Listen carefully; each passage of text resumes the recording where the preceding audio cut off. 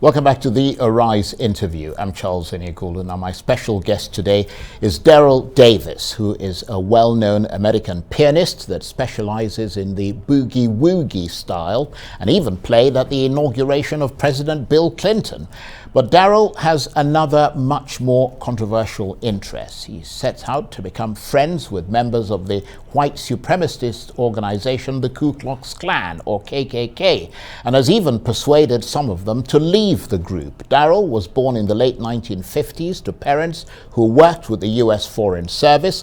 He describes himself as an embassy brat who was used to living in a multiracial environment. So his first encounter with racism as a child felt very strange indeed.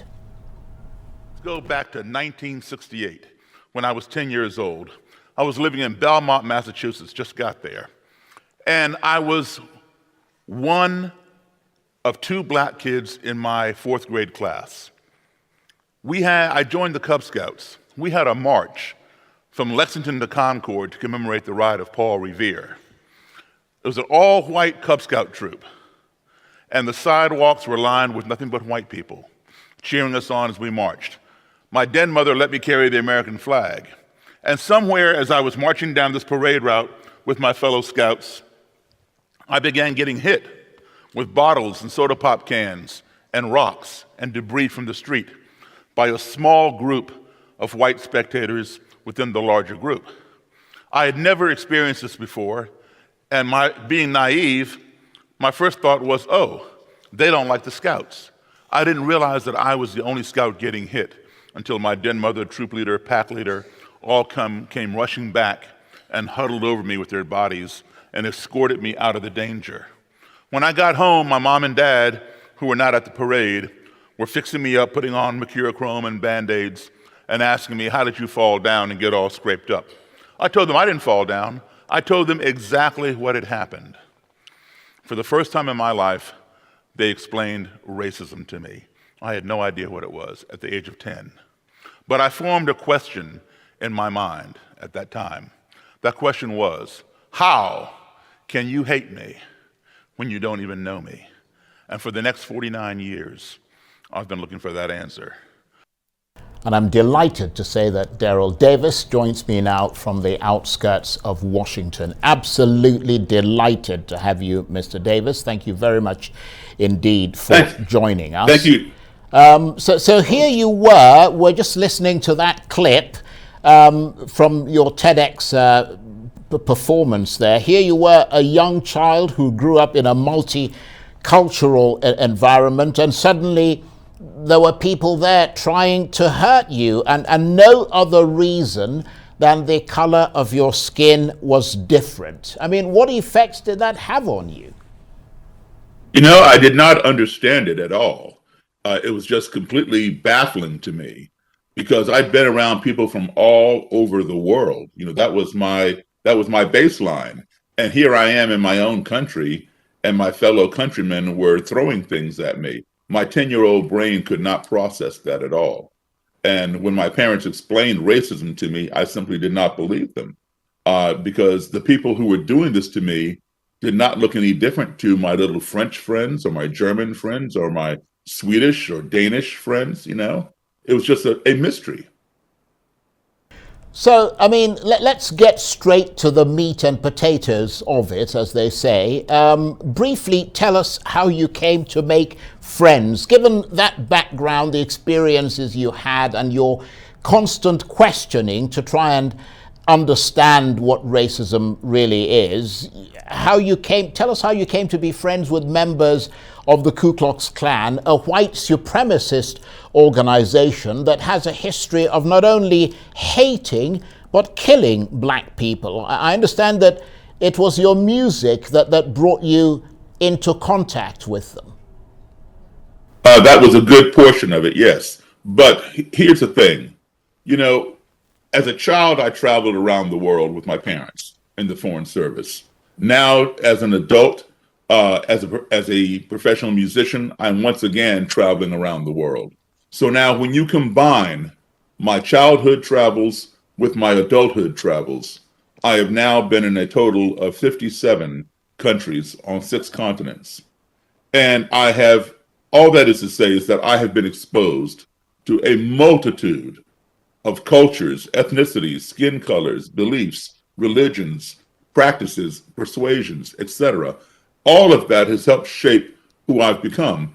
And I can tell you something, Charles, no matter how far I go from my own country, the United States, whether it's right next door to Canada or to Mexico or halfway around the globe, no matter how different people may be who I encounter, they don't look like me. They don't speak the same language or worship as I do or practice the same culture. When I come back home, I always conclude one thing. Everybody I met is a human being. And what I've noticed is this. We all, anywhere in this world, we all want the same basic 5 core values in our lives. We all want to be loved. We all want to be respected. We want to be heard. We want to be treated fairly. And we want the same things for our family as anybody else wants for theirs. And if we apply those 5 values or any of those values in any culture or society in which we may find ourselves, in which we are unfamiliar, I can guarantee the navigation will be much more positive and much more smooth. So I just considered white supremacy to be another culture. It's certainly not one that I support by any means. But when I would encounter these people, and I sought to encounter them, I began looking for them because I wanted to try to figure out, how can you hate me when you don't even know me? But by applying those 5 principles, I began to see them as human beings, and they began to see me as a human being. And slowly but surely, not all of them, because there will be those who will go to their graves being hateful, violent, and racist, but many of them began shedding that ideology because they were beginning to humanize me. And that's what led to friendship. And it became a very strong friendship because they gave up that ideology. They gave me their robes and hoods, gave me, the neo-Nazi people gave me their swastika flags. And some of them will even come out with me on lectures and stand on the stage with me, denouncing and renouncing that ideology and helping to de-radicalize people in the white supremacy movement and trying to prevent others from joining it. I have to say, Daryl, this is an absolutely fascinating story, but I'm curious to know, when you would attend these KKK meetings and befriend their members, did you not associate them with violence as you were drawn closer to them? Because, I mean, these are people who not only receive weapons training, from what I've read about them, they take part in events that end in violence and often lead to casualties. That's right. And listen, I've had my share of violence. I have had to hurt people in those groups and put them in the hospital, also put them in jail for putting their hands on me. Fortunately, those times have been few and far between. And more fortunately, I have prevailed.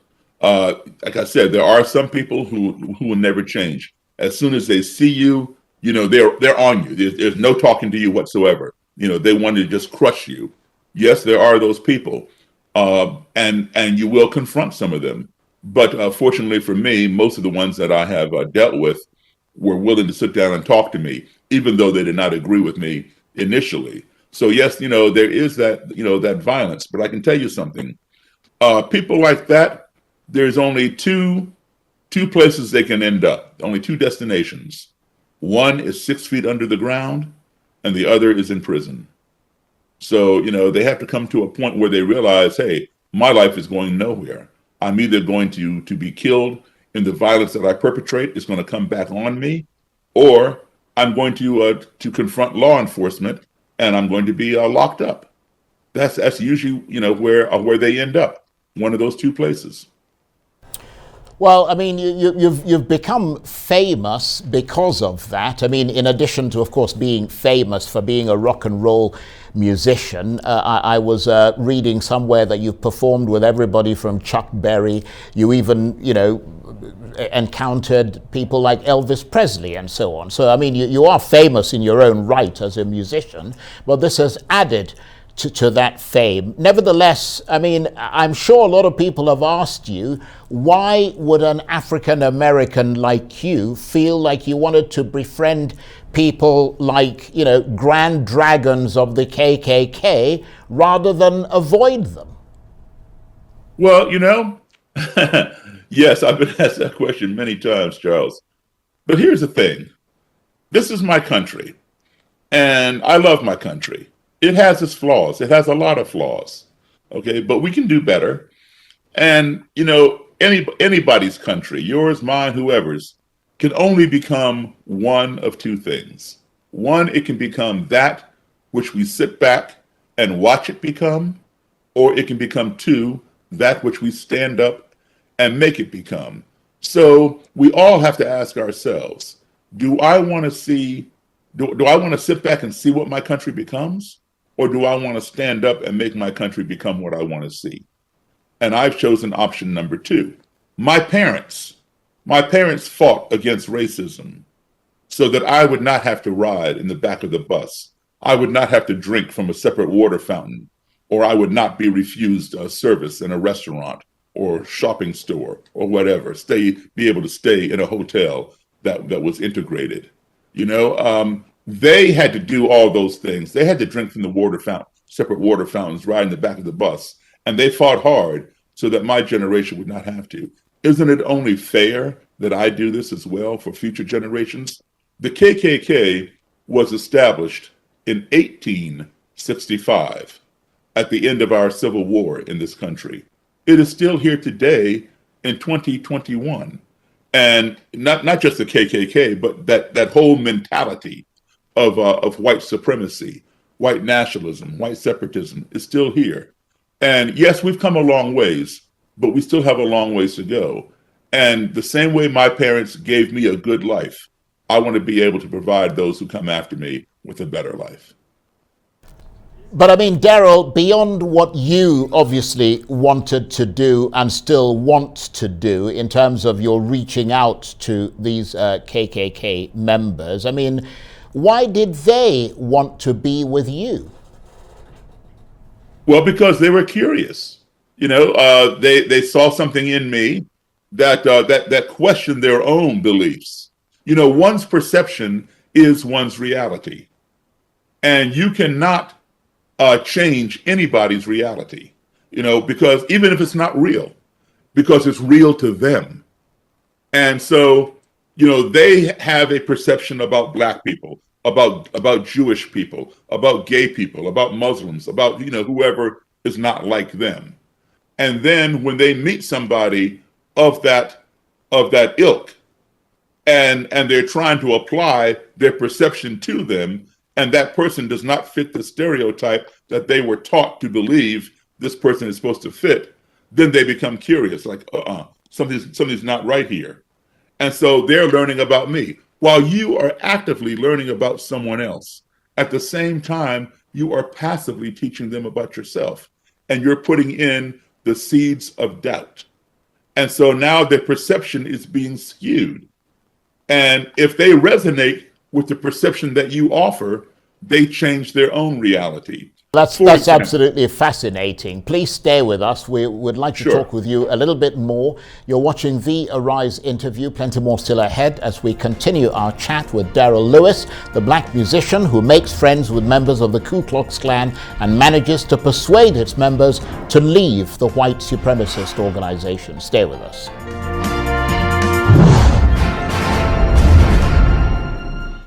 Welcome back to the Arise interview, where we speak to the newsmakers as well as ordinary people doing extraordinary things around the world and featuring the voices at the heart of the stories. I'm Charles Aniagolu. Now, if you know anything about the notorious white American supremacist group, the Ku Klux Klan, you'll know that they rose at the end of slavery, intent on intimidating freed slaves in the US South. They wanted to maintain white supremacy, and lynchings were routinely carried out by KKK KKK members. Among the many examples of such horrific killings, 9 black men lynched in one place in Texas, among many others. In 1906, President Roosevelt said that every lynching was an act of moral deterioration, but it was to continue well into the 20th century, driven by the KKK. So how is it that a black man has spent time befriending their members and persuading them to change their views about people of color? Well, that black man is Daryl Lewis, and he is still with me from the outskirts of Washington. Thank you very much indeed for staying with us. And I'm sure you came across the racist theology that KKK members have converted to, known as Christian identity, which is obviously heretical, but it posits that white people are the real descendants of the Hebrew of the Old Testament, and that black people and other people of color are not even people at all, but are so-called mud people who don't have real souls or were never part of the Garden of Eden. Did that come up during your discussions with them? And if so, how much did that manipulation of a religious text to fit a racist ideology offend you? Okay, well, first, the name is Daryl Davis, not Daryl Lewis, Daryl Davis. But yes, Christian identity comes up all the time. And Christian identity is nothing more than a bogus religion. It's a man-made bogus religion that has no grounding in fact whatsoever. None of it has any fact base to it. In order for someone to feel superior or supreme, you must make someone else feel inferior. You must have the contrast. In order to know what is hot, you must know what is cold. In order to know what is good, you must know what is bad. So if you want to feel on top of everything, then you must have somebody below you. And so they have chosen everyone who does not, look like them or believe as they believe to be the target of their animosity. And that's why you have this Christian identity, again, which I say is a bogus religion. And I can debunk it every time they bring it up. And I apologize for calling you Daryl Lewis there. There's a bit of a story behind that. I went to school at Xavier University in Cincinnati. I did my undergraduate there, and I had a friend called Daryl Lewis, and I kept worrying that I was going to end up calling you Daryl Lewis. So my apologies for that. You are Daryl Davis, unquestionably so. But let me ask you this. How do other black people who want to deconstruct systems of white supremacy, members of the Black Lives Matter movement, for instance, react to the fact, that you are making friends with people who hate you because of the color of your skin? Okay, well, let's be clear here for one thing. Black people are no more monolithic than white people. Black Lives Matter does not speak for every black person any more so than the KKK speaks for every white person. We all are individuals. We all have our own beliefs. I have many black supporters. I have many black detractors. I have white detractors and white supporters. Now, in terms of Black Lives Matter, you called it right. It is a movement. It is not an organization. The founders of Black Lives Matter did not want to centralize. So you have all these different factions of Black Lives Matter. Some factions consist of black supremacists. Some consist of blacks and whites working together. Others consist of predominantly white people. You can go out and start your own Black Lives Matter movement if you want, because the founders did not trademark the name. So as a result, there are some factions that email me and contact me and say, hey, do you teach workshops? Can you teach us how to do what you do? And there are other factions of Black Lives Matter that just rip me to shreds and call me every name but my own. So like I said, they're all over the board. It's not just, one group think, like, say, the NAACP or the Red Cross or the Boy Scouts of America, where, the chapter in New York is the same as the chapter in Los Angeles because they're all on the same page. This is not the case with BLM. Now, I will say this. A a white supremacist, if they were to be out and about, around the town or whatever, and they see let's say they see a white guy with a black woman as his girlfriend or as his wife or what have you, they would hate that white person more than they would hate that black person, because that white person looks just like them. And they consider that the white person has defiled and sold out their own race. They have disgraced their race. So oftentimes it's the same with someone who is of a black supremacist nature. When they see a black person with a white person, especially a white racist, you have sold out your race. You are a race traitor. You're an Uncle Tom. You're an Oreo. All these kinds of things. Now, if I were to open up a magazine and see a picture of a black person shaking hands with a man in a robe and hood, I would have a visceral reaction like, what the heck is going on here?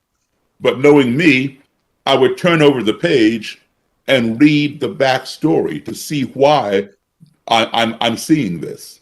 And as I read it, I would say, oh, that's interesting. Hey, I get it. That's pretty cool. I like that. But most people, or I won't say most people, I'll say some people do not read the backstory.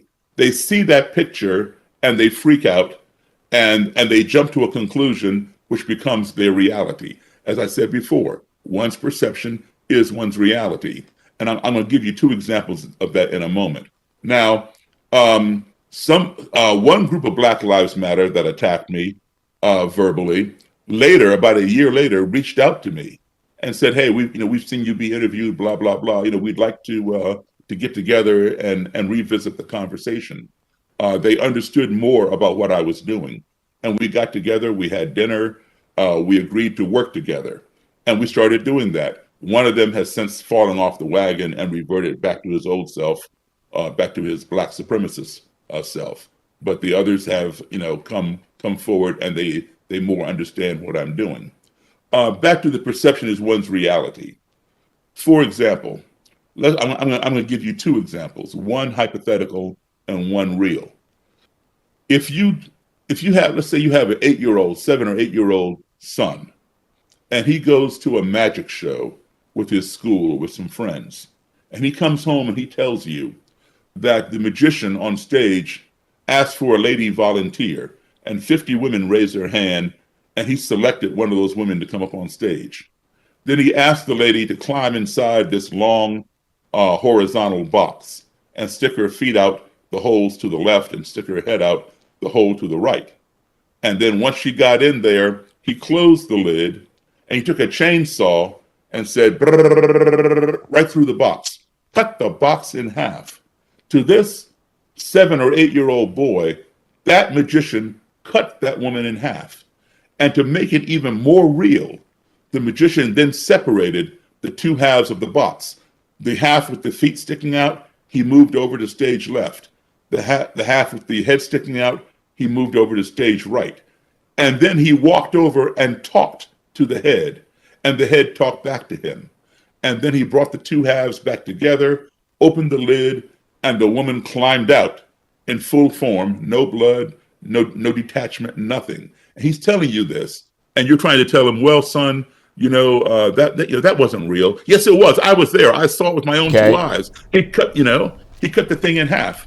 You cannot attack his reality. He only knows what he knows. Okay. So what you do is you give him a better perspective. Okay, I'm really sorry to interrupt you, Mr. Davis, but we are out of time. It's been absolutely brilliant talking with you. I could talk with you forever. Daryl Davis is an African-American musician, and he's the man we've been talking to for the last half an hour, who's been reaching out to members of the Ku Klux Klan. That's it for this edition of the Arise interview. Join us again tomorrow. From me and the entire team here in Abuja, London, and the United States, bye-bye, and thank you for watching.